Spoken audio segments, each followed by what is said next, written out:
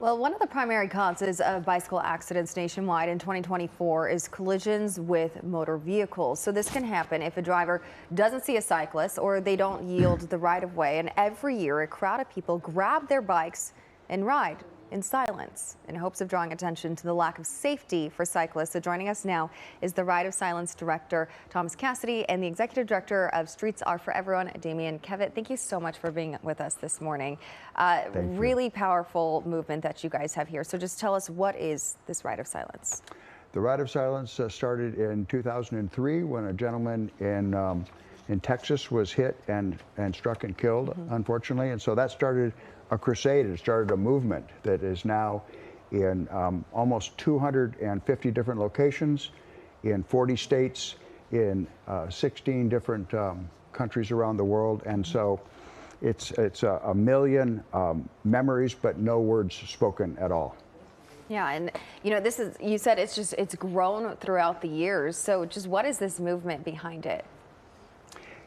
You know, it's just about keeping people safe on the streets, and it's a real problem when you're out there riding, and it can be a very frightening experience. So this was started in Pasadena by a gentleman by the name of Rick Babington, who does coaching there, and he's got a bike fitting and coaching service called Positive Moves, and he started this.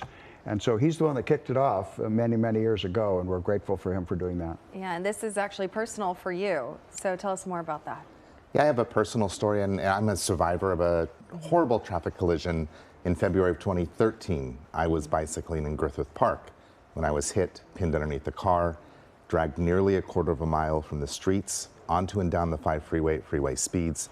I lost my right leg and nearly my life. Wow. So, you know, you are fully aware of what the repercussions are of this, of unsafe roadways, pretty much. So talk about Mayor Bass's proposed cuts to LADOT and how you think it could impact safety moving forward. Yeah, so obviously we know that the city is in trouble in terms of its budgets, and you can be responsible about how you systematically change things and trim back things. Or you can do what we believe we're calling Doge style, sort of just across the board cuts. And that was being applied to Los Angeles Department of Transportation, and essentially would have eliminated the entirety of the road safety budget. So you would have zero funding for that area there. So what do you want to see happen here?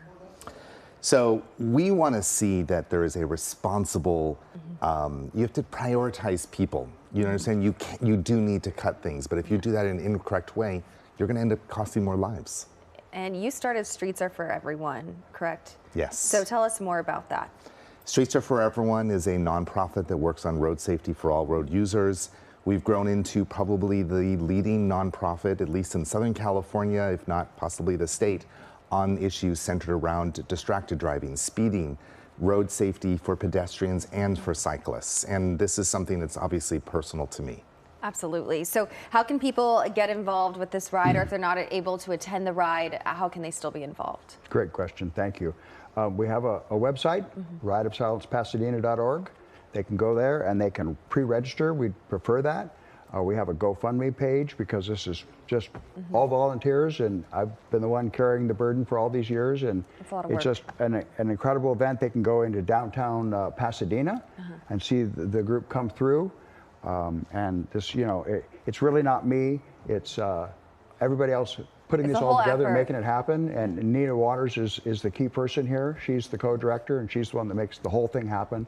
And without her, it wouldn't be on this level at all. It would just be 30 people getting together. Instead, it'll be hundreds of people. Incredible. So people need to come out, be safe, be comfortable riding in a group, wear a helmet, and just be prepared to be in a very organized manner.